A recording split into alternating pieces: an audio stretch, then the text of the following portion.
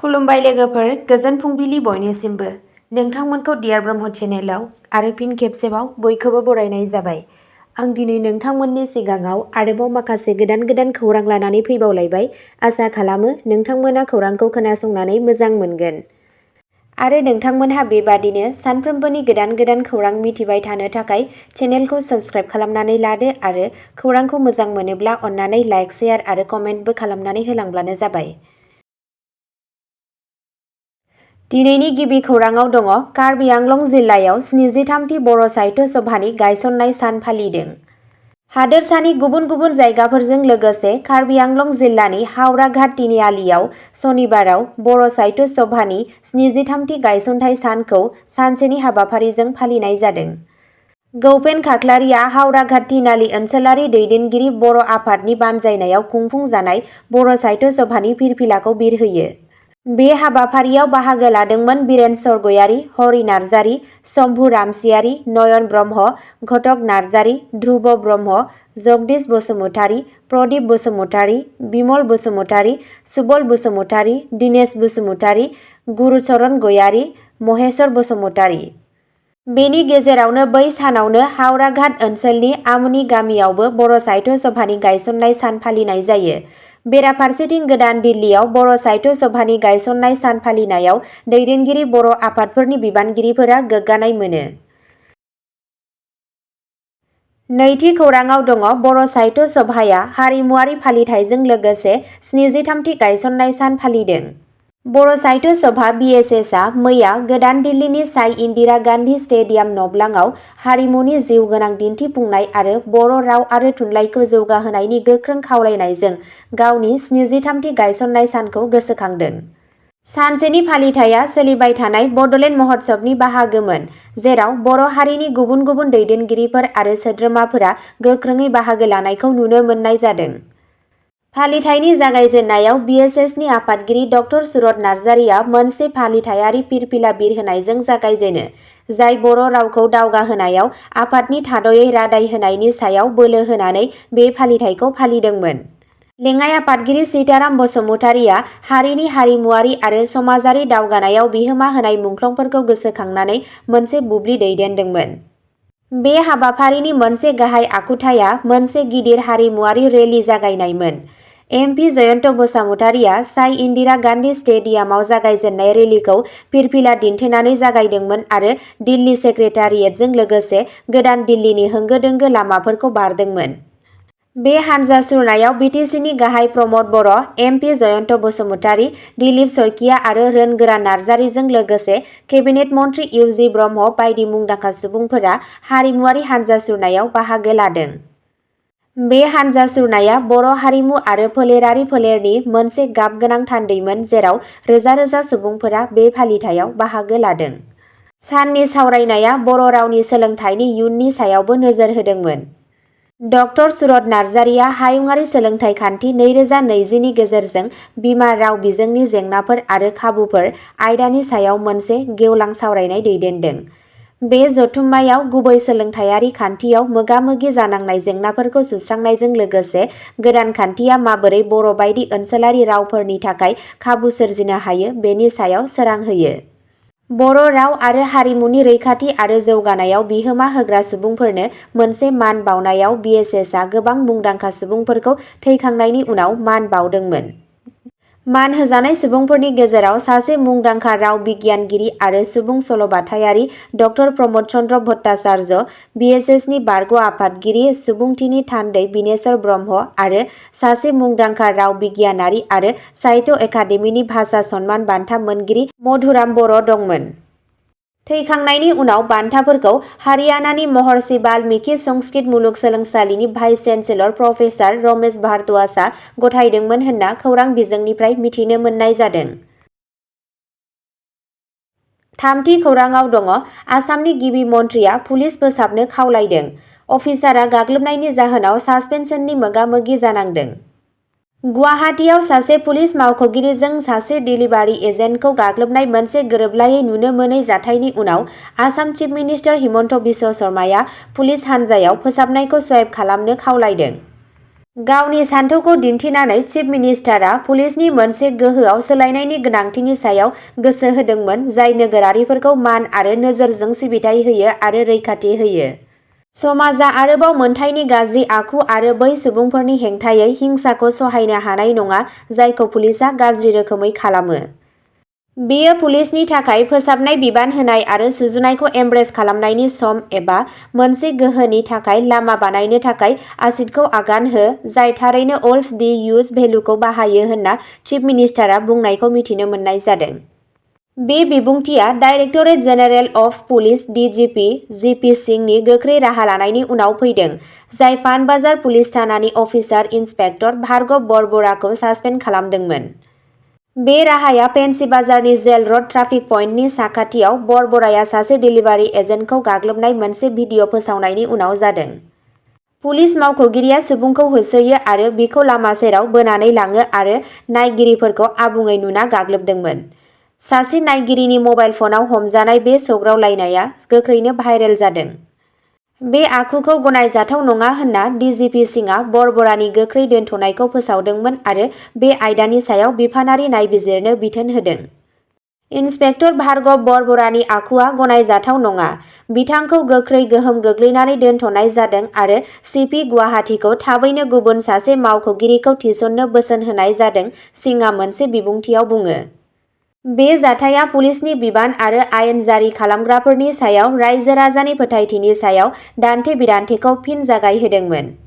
गोबां नोगोरारिफोरा बिबानगिरिफोरजों लाजानाय गोख्रै राहाखौ बाख्नायदों नाथाय बेबादि जाथायफोरा जाहाथे जाफिना बेखौ रोखा खालामनो थाखाय खान्थियारि सोलायनायफोरखौबो खावलायदों। पुलिस फोसाबनायनि सायाव गिबि मन्थ्रिनि बिबुंथिया आसाम पुलिसनि सिङाव बिबान आरो अननायखौ बांहोनो थाखाय खुंथायनि रादायखौ दिन्थियो। जेरै-जेरै बिफानारि नायबिजिरनाया आवगायो न्यायखौ रोखा खालामनाय आरो रायजो राजानि फोथायथिखौ दाफिननायाव गोसो होनाय जायो। बे केसआ सुबुंखान्थियारि बोसोनजों आयेन बाहायग्रा हुदाफोरखौ गोरोबहोनाय, रोखाथिनि सायाव बोलो होनाय आरो गासैबो नोगोरारिफोरनि मोनथायफोरखौ रैखाथि होनायनि गोनांथिखौ गोसोखांहोग्रा महरै खामानि मावो। ब्रैथि खौरांआव दङ कालाही दैमानि साखाथियाव फोरोंगिरिनि गोथै सह' मोनदों, पुलिसनि नायबिजिरनाय सोलिगासिनो। आसामनि तामुलडी गामिनि थागिरिफोरा 17 नबेम्बरखालि काहाली दैमानि रुगुंनि साखाथियाव जिउ गैयै गोथै सह'खौ मोनदों।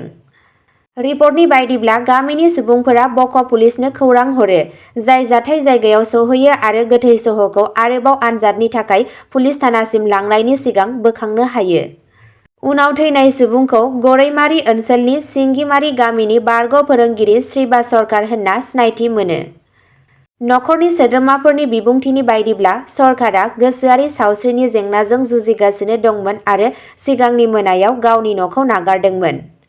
बिबानगिरिफोरा बिथांनि थैनायनि जाहोननि थासारिफोरखौ मिथिनो थाखाय नायबिजिरनाय जागायदों। बाथि खौरांआव दङ गाग्लोबजानाय डिलिभारि बयनि बिमाया पुलिसनि गाज्रि आखुखौ सोंखारिदों, जिउराहायारि आखुनि थाखाय खावलायदों। खौरां बिजोंनिफ्राय मिथिनो मोननाय बायदियैब्ला गुवाहाटीनि फेन्सि बाजाराव सासे पुलिस मावथिजों गाग्लोबजानाय डिलिभारि एजेन्टनि बिमाया जाथायनि सायाव फिनजाथाय होदों आरो पुलिस मावथिफोरनि खामानिखौ सोंखारिदों। बे जाथाया 12थि पुलिस बेटालियन सोद्रोमा हाजरिकानि बिमा बेबी हाजरिकाजों लोगोसे गासैबो बिथिंनिफ्राय गुवारै सोंखारिजादोंमोन।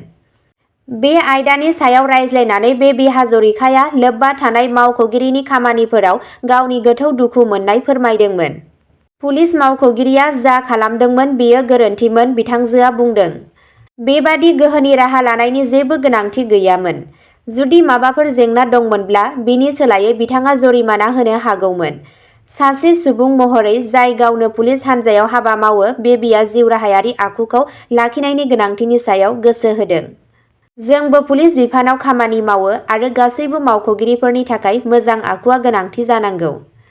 पुलिस बिथोनगिरि गाहाय डिजिपि जिपि सिंहआ सुक्रुबाराव राहा लायो आरो पानबाजाराव पुलिस थानानि अफिसार अ.सि. इन्सपेक्टर भार्गव बरबराखौ सासपेन्ड खालामनायनि बाथ्रा फोसावो, जेब्ला मोनसे भिडिअ नुजाथिदोंमोन जेराव सासे पुलिस मावख'गिरिया सासे डिलिभारि एजेन्टखौ गाग्लोबदों। बे आयदानि सायाव बिफानारि नायबिजिरनोबो बिथोन होनाय जादों। इन्सपेक्टर भार्गव बरबरानि आखुआ गनायजाथाव नङा। बिथांखौ गोख्रै गोहोम गोग्लैनानै दोनथ'नाय जादों आरो सिपि गुवाहाटीखौ थाबैनो गुबुन सासे मावख'गिरिखौ थिसननो बोसोन होनाय जादों, डिजिपि सिंहआ बुंदों। बे जाथाया जाय मोनाबिलिनि 6:30 रिंगासोआव फेन्सि बाजारनि जेल रड ट्राफिक पइन्टनि खाथियाव जादोंमोन। नुगिरिफोरनि बायदिब्ला मोगा-मोगिया अब्ला जागायजेन्दोंमोन जेब्ला डेलिभारि एजेन्टआ अजद होनाय बायदियै जेल रडनि खाथियाव मोनसे गोजा सिगनेल खारदोंमोन। सासे पुलिस मावख'गिरिया एजेन्टखौ होसोदोंमोन, बिखौ लामानि सेराव बोनानै लाङो आरो हिंसाजों मोगा-मोगि जायो।